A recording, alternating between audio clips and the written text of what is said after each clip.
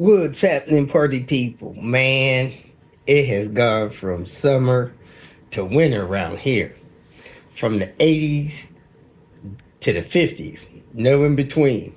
Didn't enjoy any 70s or 60s or none of that stuff. Maybe a couple of days, but whew, temperature has dropped like a rock. I am still waiting on my VA appointment to arrive here in a few days. I was going to try to make a dash and get back here before that happened, but I don't see that happening because I took on a job of an engine replacement and an engine reseal that I'm trying to finish up on. So I'm still here. Unfortunately, Mita has gotten a little bit under the weather per se, and COVID has hit this household. Now she is suffering, man, more than I expected with this stuff. And I got her a COVID test a couple days ago, and man, as soon as she activated that test, she popped positive. I mean, matter of seconds. They say you should wait up to 15 minutes for results. I think 10 seconds into that test, it popped positive for COVID. So I'm researching COVID protocol probably today and see if it hits me. Right now, I'm feeling a little bit of respiratory distress, but not much. Not near as much as she is. So I'll see what the protocol is for that. Hopefully that won't affect my visit and appointment for the VA, but we'll see what happens. This video today is like 100% the restoration modification process on that yellow sedan. The engine is in. I think it was in the last episode. We're connecting things. We're hooking up to AC. We're finding parts that's not installed. Doing fuel system renovation. Cleaning it up a little bit. Putting in parts. Fixing stuff. Finding more stuff missing. And it's just a couple of days on this video. I think, gosh, just 3 days. And got a lot done, but not as much as I expected to. So in this video, I'm not sure, maybe the last day of this episode, I made a proclamation that I would probably get this car started today. And man, that did not happen. And I went through that several days.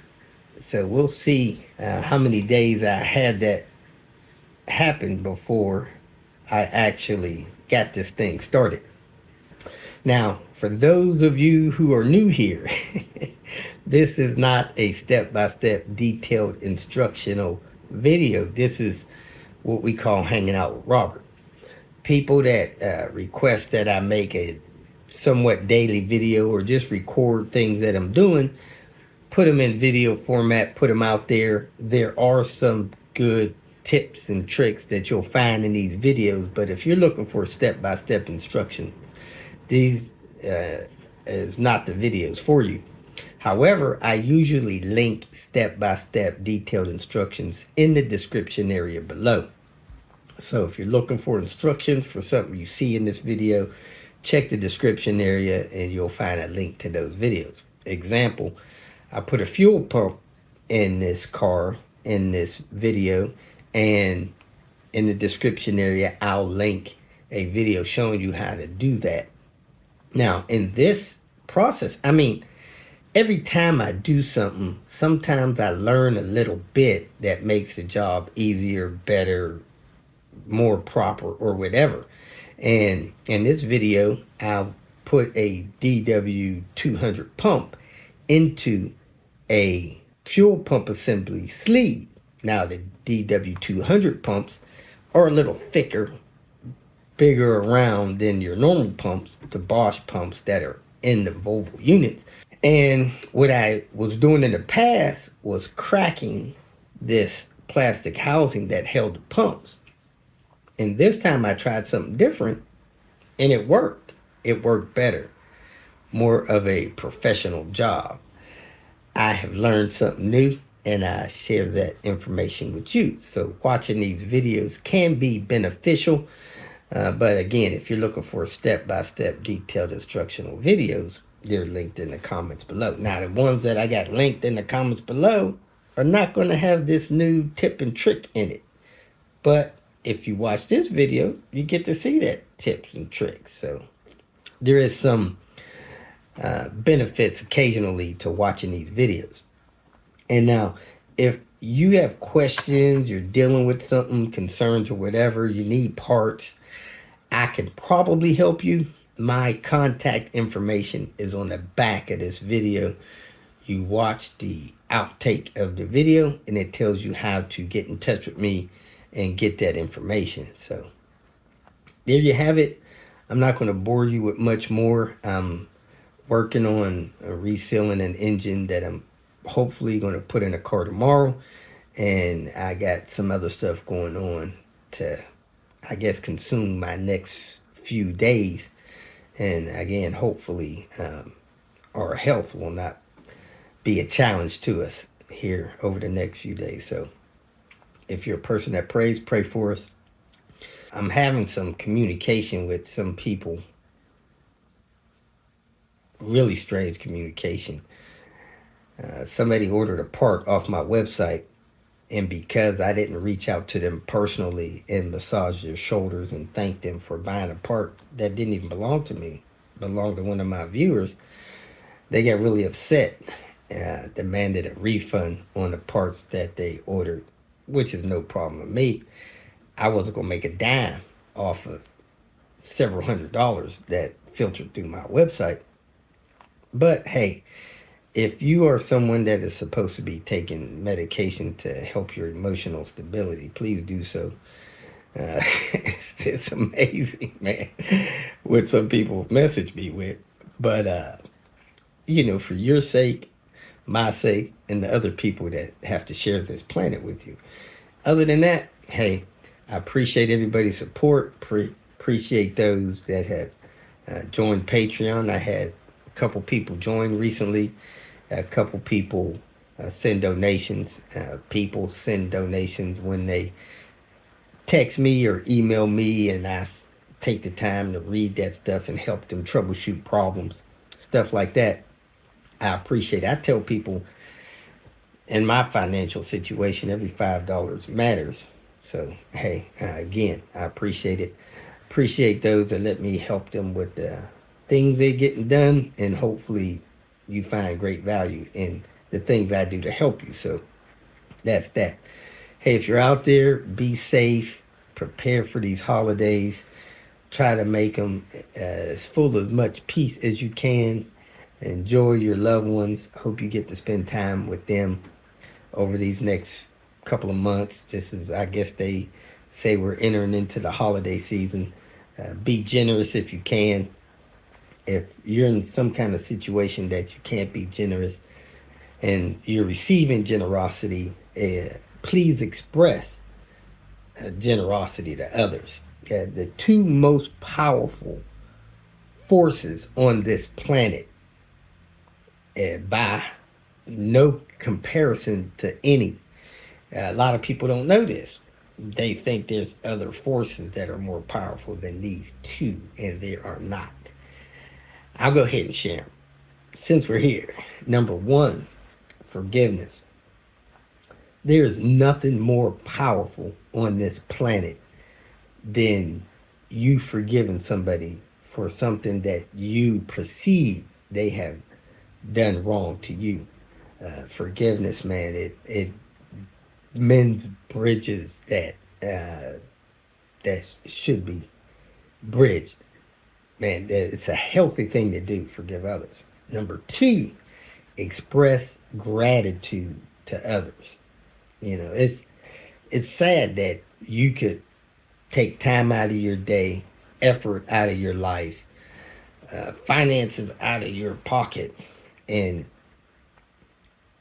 give those to other people, and they not express any gratitude for it. It's sad. When someone does things that helps you out in any way, it's a great thing, a good thing for you to express gratitude to them for that. We don't owe each other much, not many of us, you know. I don't think my daughter owes me anything, and I don't owe many of my viewers things, but I do things to help them, and it's just human courtesy to express gratitude to people that do things to help you through life. And that expression of gratitude helps them as much as you go through this life. So we, as human beings, we need each other. And I just want to encourage you folks, everybody, to hear. Extend forgiveness to people, and as often as you can, express gratitude to people, especially those around you that are entangled in life with you. So there you have it, my 2 cents for today, and I hope you enjoyed today's episode. Peace and have a great weekend. Welcome to Hanging Out with Robert, that's me. This video contains things that I encounter throughout the day. If for some reason I complete a task and you would like to see the details, you can click on the link in the description area below. This video also contains tips and tricks that I learned throughout the years. I plan on leaving this video accessible for about 30 days. After that, you can view it through my Patreon account. Thank you very much for watching. Kicking off the day with, I don't know what you call this, a little shadow board or something. But it has tasks, kind of a list of things that I'm supposed to be doing and done.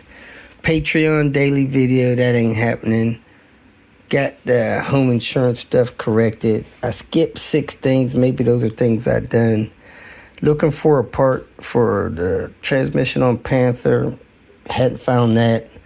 Did manual swap kits, cleaned Lemonade several times since this list was done. Recently done John's dash, did not do Andrew's dash. Roof liner for Lemonade, roof liner for Pepper, service Lagoon, swap Panther, not done.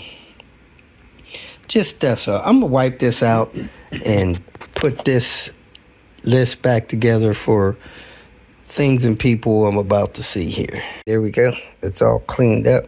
Most of it wiped off with a cheap microfiber towel. Then I wiped it with a wipe that you use to clean electronics. It looks spotless. So let's redocument things I need to do in my schedule. Star date 642 on the yellow sedan.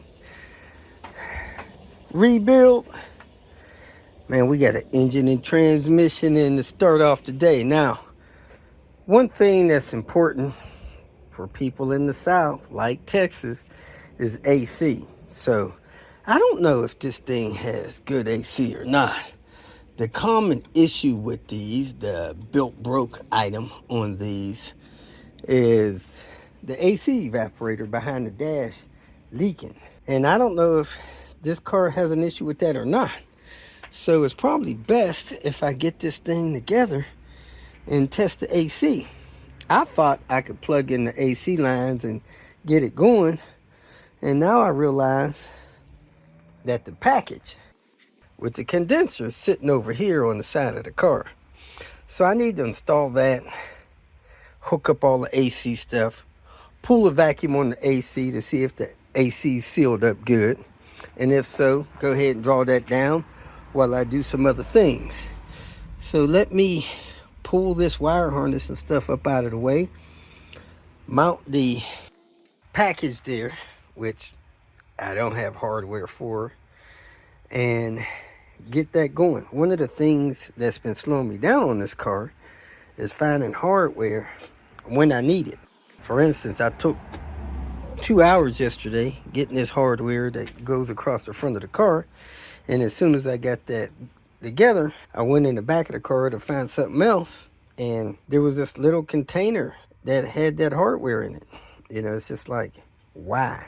Makes no sense. So anyway, I'm going to keep pressing. I'm going to try to get this AC stuff sealed up so I can pull vacuum on there and make sure I don't have to pull this dash to do an evaporator job. Let's get cracking. I have the radiator package mounted in place. That broke off as soon as I touched it. This little cast nut. Somehow those wings were bent a little bit. Not enough to matter, but they are bent both sides. I found the screw that I put in this side sitting on a little ledge like this over there, which is kind of strange because that made a 2,000-mile trip without falling off. Couldn't find the one on the other side that I needed to put in the other side, so I improvised, found a bolt nut, and it did go, and it's secure in there. The horn wiring is over top. It should be down here, I think. Either that or that sensor wire should be in that clip down there. At any rate, I have this up and installed. Now I'm gonna hook up the AC lines so that I can draw vacuum on the AC. So I'm now looking for the AC line that plugs in there. I gotta vacuum that and then clean that up. That AC line goes from here and hooks up to the condenser. It's a hooked hard pipe that drops down there.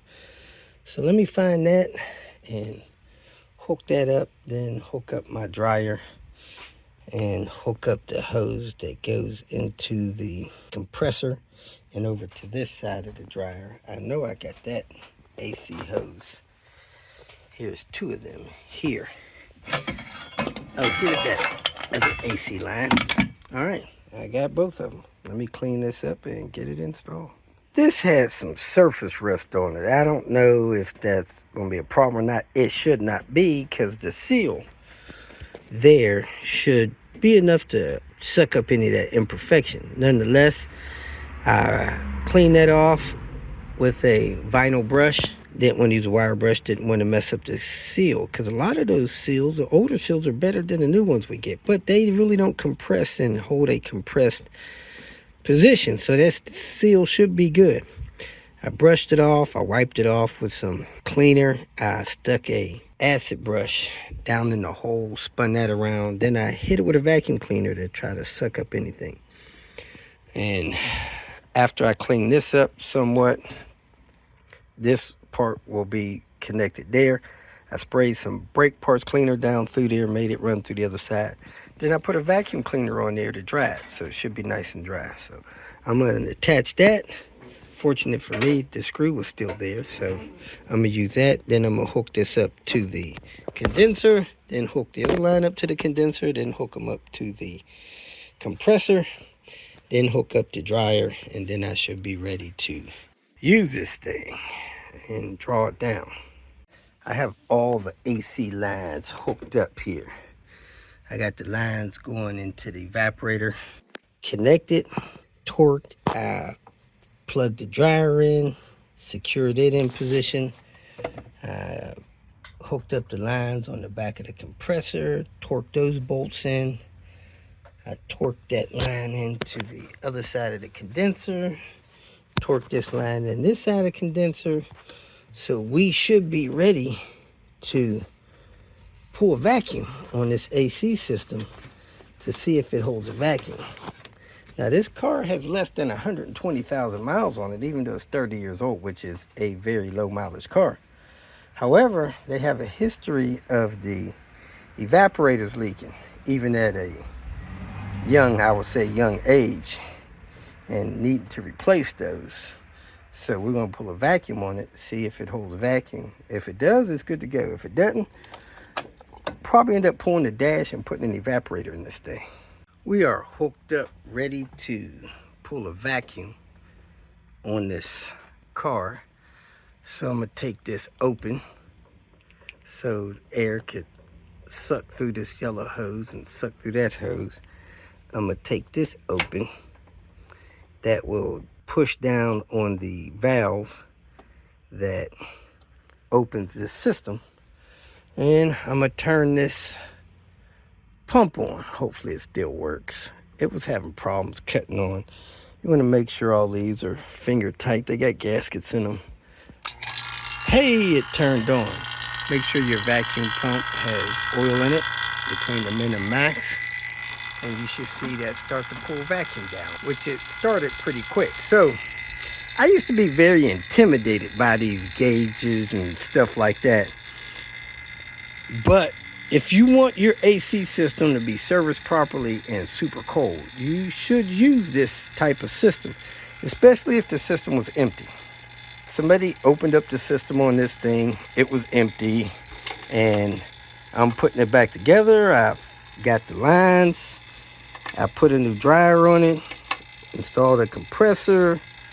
Now we're testing to see if there's a leak in the system, and how you do that, you hook up your gauge system. Man, that is not pulling down a proper vacuum. It should be pulling down close to 30. It looks close to 30 at your angle, but not my angle, so we're probably good to go. Anyway, you pull down vacuum for 5 minutes.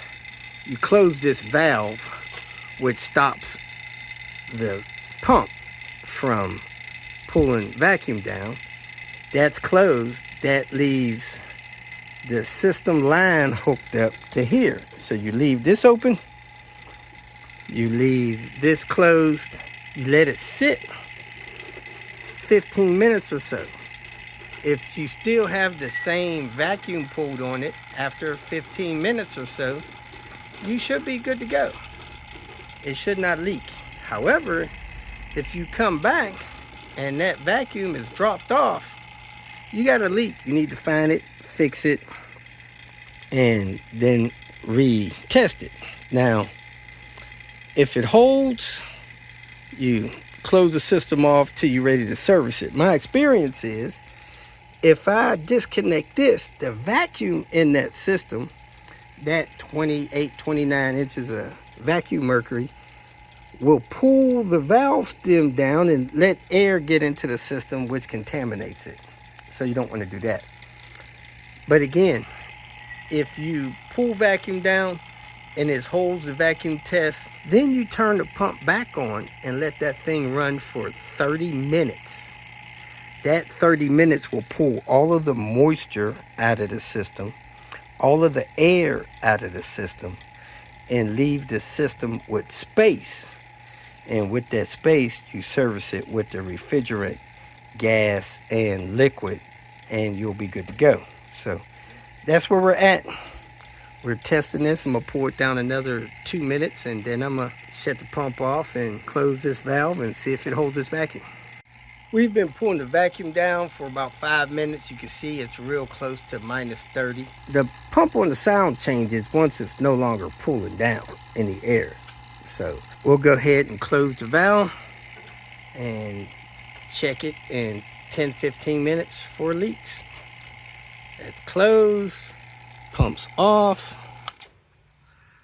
Now let's come back and check it in 15 minutes, see if we still hold vacuum. Trying to move on, I went to hook up the NOx sensors, and this engine came from a 96, so it has the 96 NOx sensors, and the car's a 95, so it has 2 separate NOx sensors plugs. So I'm at a decision making time. Do I wire these up for the new NOx sensors, or go get 2 old NOx sensors and install those? I think this solid wire is common ground. This pink wire with the black stripe on it is in both of these harnesses. This pink wire and then this purple wire are different. So if I knew which wire was ground here, I can make a plug to plug into this. Let me check a website and see. I'll have to find one of these plugs from another vehicle harness to do this. So let me think about whether I'm going to put some older NOx sensors on here or the newer NOx sensors. There's a company I think made a harness connection to convert that. Let me check that. All right, folks, we are back here at this vacuum gauge, it looks like we are losing a little bit of vacuum. Not sure how much that is. Let me compare and let me communicate with the owner. As I was looking for a NOx sensor, I found this bracket here that goes under the steering rack and on top of the subframe, which of course I've put in a couple of times. The only way to get this installed is to support the engine from up top and drop the subframe. All that work for this bracket. Now, I don't think this bracket supports the steering rack in any way. There is another bracket under there that does that. But I think this part of the bracket here is how you secure the power steering lines to the subframe. I don't really think this has any significant purpose other than holding those lines in place, which half of the cars I see now, those lines are loose, but I like securing them. So I'm probably going to drop this subframe and put this back in, which sucks because you got to take the steering rack loose from the subframe in order to get this in. So let me get to work on that. Another hour and a half wasted. I am back from lunch. I pulled vacuum down on this gauge again, and it seems like it's holding. I thought it wasn't. I turned the gauges to me and checked. I think it's good to go. I'm gonna let it sit a couple hours and check again. I found one NOx sensor and not two, so I'm gonna take NOx sensors off of a spare engine that I have. I also am gonna put this bracket under the power steering rack, in between the power steering rack and the subframe. So let me get that done so I can keep moving forward. I was actually expecting that to take 2 hours. It only took 1, so that's a good thing. Let me go ahead and torque these subframe bolts again, hopefully for the last time, and move on to these NOx sensors. All right, I ran the vacuum line that goes, I guess, from the back by the fuel tank all the way up through the subframe and over to here, which I'm not sure. I think this line goes to the charcoal canister that is missing. I'm probably going to pull that off of my parts car, and then I'm going to go get these NOx sensors. I got an engine here out of a 95. It should have these NOx sensors that I'm looking for. As you can see, the harness breaks off a couple different ways, and that's a NOx sensor there. Let me put a light on it. NOx sensor right there. Got the plug I need on it.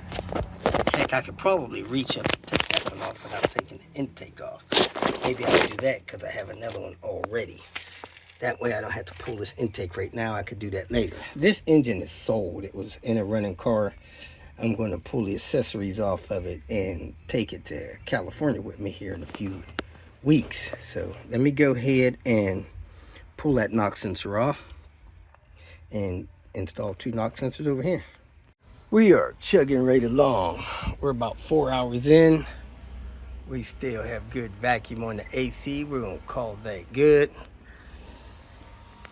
We have all of the wiring connected under the intake manifold. We got both NOx sensors plugged in. One torqued 15 foot-pounds at 3 o'clock. The other one torqued at 5 o'clock, 15 foot-pounds. We got a ground wire there, a ground wire there. Now, this was a 96 engine, so I had to clean those holes out. They were already threaded, but I did have to clean them out. That's your fan ground down there. I missed that one time when I did somebody's rear main seal. Pulled the engine and trans out. Forgot to tighten that up. It was hanging loose. Fan didn't kick on. That is your fan ground. So these grounds are for other things. Need them connected. I got the alternator connected, getting ready to put the cover on that after I find 2 screws for the top of that mount to hold this wiring harness in place. So let me find 2 screws for that, tighten those up, and keep moving my way around to the O2 sensors and stuff like that. Need these to connect the slave cylinder to the hydraulic line. I don't know if you guys remember, this thing was crusty, rusty like that yesterday. I put it in that solution I got from Oil Eaters, and I hit it with a little brush. That's where I'm at right now, just with one little brush. So let me finish brushing this, see if I get that pin out of there, get that line out of there, and then I'll have another piece to use in the future. Now this connection is part of the hydraulic line you get. That's the manufacture date there. Not sure what it says. However, oh, it's got a Volvo part number on it. Do do do do do 9181332 maybe. I could take a picture of that, blow it up. However, when I was brushing it, I noticed it had some cracks. Crack there, crack there, crack there. So since this thing's on crack, I'm not going to use it. I'm going to try to pull that one pin out of it, and that'll be that. I'm not sure if that bleeder screw is similar to what goes in calipers. I might pull that out too. Oh, there's another pin there. So I'm going to try to pull those two pins, use those, and throw this cracked up joint in the trash. Again, when you buy the hydraulic line that goes from the master clutch cylinder to the slave cylinder, it has this piece on there. Got in this harness and wired in a wire on the brown and black ABS wires. Solder that on there. Looks like the solder is good. So I'm going to tape those up, encase them in the encasing, and I should have my speed signal plugged in to a plug. In case they ever had to be replaced, pulled out, just unplug them. Got those wires soldered in there, got them back in the casing, run through there. Got the zip tie on it, getting ready to put some electrical tape around that part of it and hook it back up to the ABS computer on the 95 and older cars. Wire is totally secure. Now I gotta make a decision what I'm gonna do next. And I think what I'm gonna do next is install the intake manifold, because it appears that everything that runs under the intake manifold is on and secure. Let me grab that, clean off the surface, grab the intake manifold gasket, and put that on. I have those bolts in my head gasket foam. Wherever I put that, right there. Honorable mention, when I was down here taking the knock sensor off of this engine, I happened to look down the hole of the coolant sensor and seen that the thermostat is broken. So that's likely a Volvo thermostat. I'm probably going to take that thermostat housing off so that the person that gets this engine don't have to deal with that. Put those 10mm bolts in there and let them know it needs a thermostat. All right, I got the intake manifold on and torqued down. I'm going to switch to this brake line because this brake line is damaged on the end of it. So we don't want to use damaged stuff. I want this stuff like to come in focus. There it is. Meet to help me. So we don't want to use that. We're going to use the one that's on here. And it's got an NA intake on it. And we're going to keep moving one step at a time. But we're going to go have dinner right now. And then we're going to keep moving forward till it gets dark. Start date 6,462. We are going to kick off the day. Let's see here. Oh, last night we got the intake manifold on. So we're going to kick off today attaching the lines to the power steering reservoir. Then we're going to attach the coolant line from the top of the radiator. Then we're going to install the lower radiator line. Then we're going to put on the fuel rail and just continue to work our way around. Yesterday, we got the reverse light wire put in. We got the speed sensor wiring done. We got the starter circuit wiring done.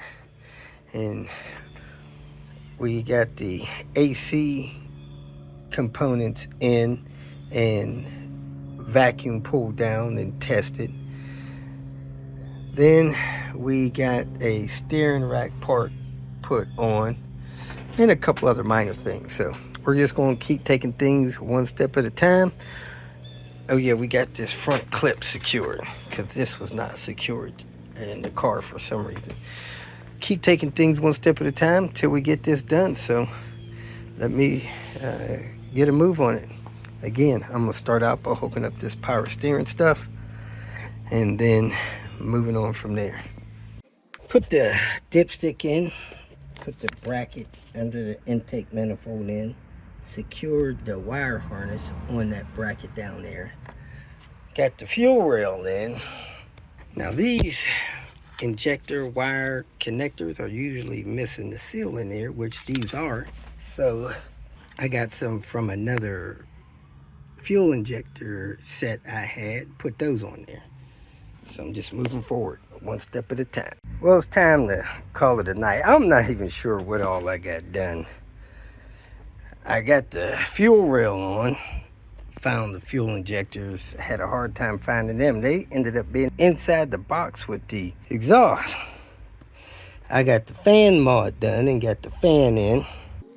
I guess we got the radiator package in yesterday. I got some more stuff hooked up over here, coolant pipes, some intercooler piping, some turbo piping, and I got the exhaust manifold on and the exhaust connected, and I got the exhaust installed all the way back to the rear suspension. Got that back of the car jacked up. So I guess that's it for today, because it's time to shut it down, have dinner. I tightened up a few bolts, hooked up the slave cylinder and the line there, hooked up the brake booster hose. But it's been a slow grind. I spent an hour or two looking for parts, and now I realize I'm missing my exhaust hangers. So I gotta find some exhaust hangers so I can finish that. So let's go ahead and shut this down for today, clean up this mess I made today, and come back tomorrow. Whoop whoop. Star date 6463. Let's get cracking. Man, I got some traction yesterday, but I had a couple of setbacks, and finding parts is really a pain in the butt. I had some turbo intake tubes I went to grab. Unfortunately, I figured out that I shipped them to Texas instead of Cincinnati. Man, you know, that's kind of confusing for me with Amazon. Sometimes the default address gets changed to our place in Texas, and that really messes me up. I don't know how to see that properly in the app. When I'm on the website on my computer, I never make that mistake, but on the app, sometimes that happens, and I thought they were coming here. They went to Texas, so I ordered some more this morning. They should be here tomorrow. But I'm going to try to do something to get this car running today anyway. So I actually think it might run today. I got a few more things to do. Finish the exhaust. Exhaust hangers are missing, so I'm going to put a couple exhaust hangers on it from either my stash or pull some off of one of these other cars. Hook up the turbo inlet piping from the air filter all the way to the intake manifold. Get the fuel system right. Hook up a couple of electrical things and hook up this AFR. There's a couple things that people wired into the car. This is a hose going to a boost gauge. I don't know why it's going through the fender, and well, I know why. And here's some electrical thing. I have no idea what this is for, what it's all about, but nonetheless, it's here, and I don't know what it goes to. So I might try to figure out where that goes to, and if it doesn't need to run under this fuse panel, disconnect that and get it out of there. Everything should run through that tube right there that goes in through the firewall into the car. That's where I run the stuff that I use. Then I need to service the transmission, put oil in the engine, and go get some fresh gas. Any gas that's in the car, I'm gonna pump out, put fresh gas in, because any gas that's been sitting in a car longer than probably 90 days is foul. Any that's been sitting a couple years is rotten. You don't want rotten gas running through your fuel system and into your fuel injectors and so on and so forth. You want fresh gas. So I normally pump it out, change the filter, put fresh gas in, pump gas up to the fuel rail, and then try to fire it up. So let's get cracking. I'm gonna start out by trying to finish up the exhaust, since that's what I left off on last night. I got it hooked up from the back of the turbo, which it is an angle flange, all the way back to the rear suspension. So I just gotta hop over the rear suspension after I hang it with the hangers under here. I got it sitting on a jack stand right now, and then go over the exhaust to the tailpipe. So let's get cracking on that. IPD turbo back. Whoop whoop. Have not found a box for a cabin air filter yet, so we're gonna put that back in there. I vacuumed that out.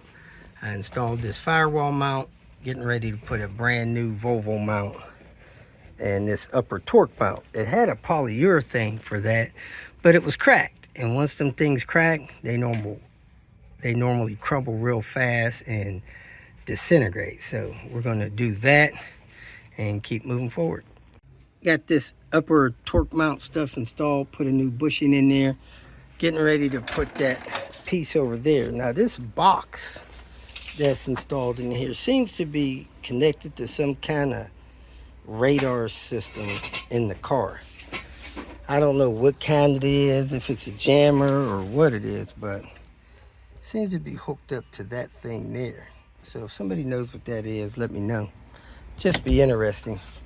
And I'm going to get this vacuum line out of here, because that's not where that belongs. Going to the boost gauge. I don't know why they just didn't tee off the line going through the dash that goes this way down through here. You got a couple of things going there. You got your hood cable and your cruise control vacuum and your boost gauge vacuum. This white thing is ridiculous. This clear tube going through the fender and inside the door. That doesn't make any sense. Pretty much got the trunk cleaned out. I'm getting ready to finish cleaning that up, and I'm going to access the fuel tank and replace the fuel pump. I'm going to rebuild that unit in there with a DW200. Get the trunk emptied out. I don't even know if the fuel pump works, but we're putting in performance stuff, so we're taking it out, replacing it. Found some oil in the bottom of the trunk. We're absorbing that. Going to clean that up. Clean this trunk up as best we can.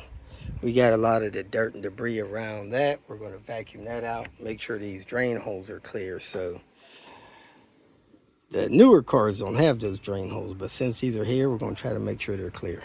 When this thing is dirty and kind of moldy like that, it's likely original. So I'm going to unhook the fuel lines without damaging them, unscrew the cap, see if there's any gas left in here. Well, maybe not original fuel pump, because somebody put a zip tie on the harness, and that harness piece was broke up there. But even more disturbing, somebody cut the lines. Somebody cut the wires to the fuel pump right on top of the fuel pump. Like, why would somebody do that? So I'm expecting there to be a different pump in there. Let's go ahead and pull it the rest of the way out. I'm not sure if this fuel pump is going to work or not, but it has been replaced. It has a different sock than the Volvo ones. It's kind of loose in here. It's got a wire clapped out there, and when they reinstalled it, they crimped the seal and destroyed that. I have those brand new, so that's not a problem. But I'm gonna drop this back in there, run the hose out the door to my bucket there, hook a jump box up on this connector I had in my little electrical connectors and pump all that bad gas out of there. When I pulled the gas pump out, see how yellow that gas is? To me, I think there's probably 3.5 gallons in there, so I'm gonna try to pump all that out into that bucket, get rid of it. Well, I got this hooked up to my jump box. My jump box only runs 20-30 seconds at a time, and it is pumping this fuel out. And that fuel, as you can see, is yellow or orange like urine. That's bad gas, man. You want clear gas. Let me activate this again and go get a battery. I got a spare battery around here. So the fuel pump works 30 seconds at a time. I got that thing running on my battery now, and it's looking like it's foamy, so I assume it's starting to suck up some air with it. We'll see how much more gas it pumps out, and I'll tell you how long it took. I got about 2 gallons right now. Still pumping. There's a myth that running your fuel tank low will cause you to suck up dirt and or run your fuel pump bad, and that's a myth. As you can see from the fuel pump unit with the sock on it, it is always sucking from the bottom. Now, if you get water in your tank, that water goes to the bottom. Your fuel pump sucks it up immediately. You probably won't make it 5 miles until you run out of gas because you're pumping water instead of gas. It don't take much water to disable your car. If you pump 10 gallons and 1 cup of that's water, you're done. But anyway, another myth is that if you run your tank empty, it'll destroy your fuel pump. It's also a myth. Now, if you got a pump that's weak, ready to die, ain't no good, yeah, that might kill a pump. But if you got a good, strong fuel pump in your car and you run out of gas, that will not damage your fuel pump. I've actually left fuel pumps connected to electricity like this, 12 volts, hour or two, come back, the pump's still running strong. So your pump only gets damaged when it's old and busted.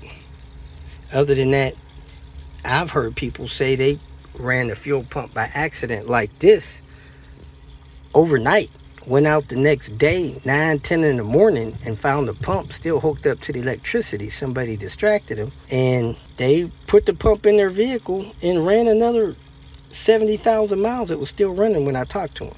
So running a tank out of gas, ruining a good fuel pump is a myth. If you have a bad fuel pump and you run out of the gas, yeah, that may. There's really no dirt in these gas tanks. I'll show you when I get that out of there. If there's dirt in the gas tank, I don't know how I got there, because your fuel cap and different things should keep dirt out of there, and you're not getting no dirt from the pumps you're pumping gas with at the gas station. They're not trying to get sued for that. So it looks like I got all the gas out. 2.5 gallons. I'm gonna let that run another 5-10 minutes just to get as much as I can, and I'm gonna go get some fuel, add some fuel to this thing. See how nasty that gas looks, man? That stuff is dark. It's still dripping some out. I'm gonna let it run probably 5 more minutes before I shut it down. I vacuumed all the dirt out of there. I'm gonna run a zip tie down there, pour some water, see if those drains are clean. That's where I'm at, a half a bucket. It was just sputtering. I'm gonna let it sit a few minutes and then turn it on for another 30 seconds. Then I'll be done with that. Meantime, I'm gonna go get a fuel filter for it and also replace that and finish putting this exhaust in, since I got exhaust hangers now. Probably the quickest fuel filter replacement I've ever done. Got that done. Now I gotta go build a pump for this thing, finish the exhaust, go get some gas for it, but I'm gonna go take a lunch break first. These drains are clear on both sides, so I am good to go on that. Let me go ahead and finish up on this fuel pump. situation since the filter is changed. So just getting back from lunch, man, had a good lunch and I took a nap, like 45-minute nap. Anyway, let me get back with it. I have a newer fuel pump insert. You could tell because it has a OEM style sock and it has that ground wire lead on the connector. I'm gonna use this one because the gasket's not beat up and it's a newer unit, I believe. And I'm gonna go ahead and drop this that's work pump in it and keep moving forward. This pump that I took apart was a Bosch pump. It says Bosch right there. You see the housing of this DW is a little higher. The plug is the same on them. That's about a 1/4 inch higher. But the hose they give you is almost a 1/2 inch shorter. And that 1/2 inch can make a difference on your pipe in there. So I suggest you take the hose that was a little longer or get you a longer hose, at least 1/2 inch longer, to put in there, because I've seen these hoses split or come loose in there and you don't want that. That's a disaster. You should also know this DW pump is a little wider. This is 1.5 inches. This is 1.55 inches. So it may not fit in this sleeve. I usually crack one wall of the sleeve to get it in there. I see some ribs in here. I'm going to grind 3 of these ribs off, see if this pump can slide in there then. That way I don't have to cut one. It'll be a tighter fit. I ran this golf ball size brush head down in that housing and grind away a little bit of those ribs, and man, this thing is a perfect tight fit. So I'm gonna go ahead and snap it back together and finish putting this pump in. Top of this housing actually says Volvo, so that was probably a Volvo pump with the Bosch in it. Now there's a DW200, boy. All right, let's take a look in the tank, see how much gas is left. Man, that thing looks pretty empty to me. Very little dirt in the tank. And the sock will pick up that. Now the car is somewhat level, so there shouldn't be too much other than that left in the tank. So hopefully we got most of it. It would have been nice if I could have leaned the car a little bit toward the right to get it all, but hey, let's get with it. I'm going to put 4 or 5 gallons in here. That'll dilute that bad little whatever's left in here to nothing. Fuel pump complete. Time to finish the exhaust, but I'm gonna run and get some gas first, so I'll be right back. Here's the battery I have for the car stored in my basement. 12.35 volts, 650 cold cranking amps. I'm gonna test it. If it's not 100% charged, I'm gonna put it on my battery charger. It's 58% charge, 100% health. 669 cold cranking amps. So this will probably start the car, but I don't want to start the car with a battery that's not fully charged. So I got my Noco Genius 5 charger. I'm gonna put it on there for about an hour, and then I'm gonna put my auxiliary battery on the charger that I use in the garage to run things like fuel pumps. Here it is, folks, on the charge. It normally kind of runs the battery through a test, sets itself. Then you see these things blink about 5 times or so, and it'll continually go up as the battery gets its charge. That's 4, that's 5. Okay, now it's going up to 75% charge. 3, 4, 5. Now it's trying to charge it to 100%. It'll run through that entire test, and then it'll back down to the charge level that it's at and start charging it. You know, I never really timed how long it takes to charge a battery from something like 60% to 100%. You've seen those other lights drop off. So I'm gonna set my timer for 1 hour. Actually 30 minutes, come back and test the battery, and then see if it charged the battery fully in 30 minutes. It was at 100% health, 58% charge. Here it is, folks, right at 5 gallons. Decided to fix this wing. Somebody just cut the wires off of it, and it would be probably generous to clean this area and buff it and put the wing on it so that it's easy to clean and detail it after that. Because once you put the wing on, it's hard to buff under that. So I got the tape residue mostly off enough to put some fresh on there. So I'm going to clean it, buff it, not going to wax it because I don't want wax to prevent the double-sided tape from holding on to it, and put the wing on it and splice these wires together. Let's get with it. I literally just sprayed some oil eater on there, degreaser. It is, man, making that yellow pop. Look at that. Good Lord. I just want to clean enough of this to get this on here. I may not even buff this thing. It's coming so clean with just some oil eater. As you can see, a little bit of yellow is coming off in the rag. This is supposed to be single stage paint, and it looks like it is. Still, some areas like this has been clear coated, but this is still single stage. So I'm gonna go over this one more time with this degreaser. I didn't know this degreaser will cut into this and get this clean enough to polish. That's amazing. I may cut this 4-to-1 in the future and wash these cars with this when they're like this. That almost look clay barred. Well, that's the difference between the clean, man, I don't know if you can see that, and dirty. That thing, just cleaning it with this oil eater degreaser made that look 100% better.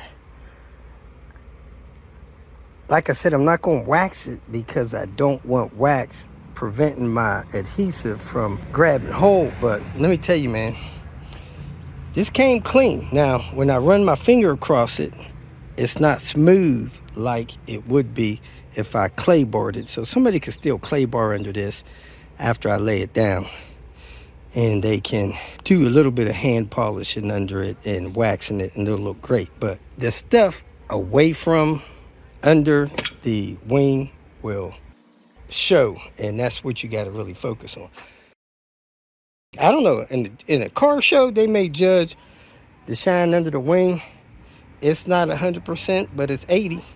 And that's what I wanted to be, at least that, to put this wing down on it. I didn't want to put the wing down on the fade, the dirty fade like that. So let me grab my 3M body molding tape, glue this thing on here, fix these wires. I may actually fix the wires before I glue it on there. I'm gonna solder them, push them back in this hole on this wing. There's, I think, 6 lights in here. 1, 2, 3, 4, 5, 6 that light up when you put the brakes on. And I want to make sure that's connected before I put this wing back on. It is really hard getting this on straight.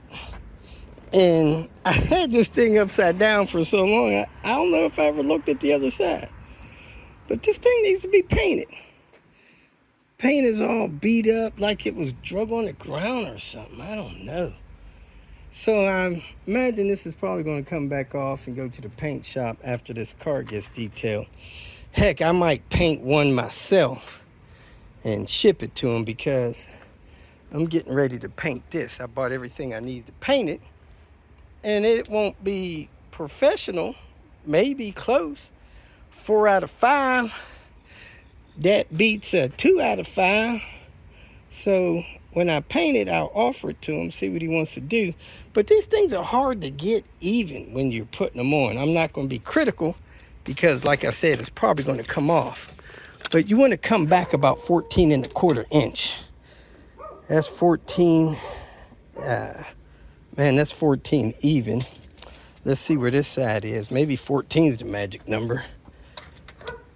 That's 14 and a little bit less than 1/4. So it's crooked. The naked eye may not catch it, but it'll stay on there and it'll work because it's got this 3M molding tape on it. Now, the common thing that gets these off of here, I'm not gonna worry about that little bit of tape because, like I said, this will probably come back off soon just to get a paint corrected one. Is people lift the trunk up by these. I don't know why, but they think this is what you lift the trunk up by. Rookie move, and it breaks them off, and then they're bouncing around. So anyway, now you're supposed to have trunk lifts that are designed to also take the weight of that. Now you want that in the right position so you can get those screws out if you need to change light bulbs in there. And as you can see, that one's a little bit further back than that one because it's close but not perfect. So I'm gonna strip these wires, heat shrink them, push them in that hole, and have that secure. Let me go ahead and do that. Well, time got away from me, and I kind of took my time today because I'm waiting for some parts to come in tomorrow. And I'm almost ready to wrap this up. So I'm gonna clean up my work area, go inside, eat dinner, and pick this up tomorrow. Ciao. It's been an hour, 45 minutes. I forgot to come and check this thing. At least it didn't say it's charged too much and won't test. So we're going to see what it went up to from 58%. It's 100%, so it's ready to use. I'm going to go ahead and drop my charger on that battery down there, my utility battery, and call it a night. If you made it this far, I trust that you found some information that was either useful or entertaining, so go ahead and hit the like button. And if you would like notification of future videos that I post, please subscribe to the channel. I appreciate your support. You can follow me on other social media apps by looking for @RobertDIY. Some form of that should bring up the other channels that I have on places like Twitter, Facebook, Instagram, and so forth. If for some reason you need some more personal help, go to my website at robertdiy.com and use the phone number that I have posted there to send me a text message, or you can email me. If you have questions or comments, please make a comment below. And if you'd like to make some kind of financial contribution to what I got going on here, go to my channel and hit the more link at the end of the introduction statement, and it'll show you different ways that you can support me financially. Again, thanks for watching. I hope you have a great day.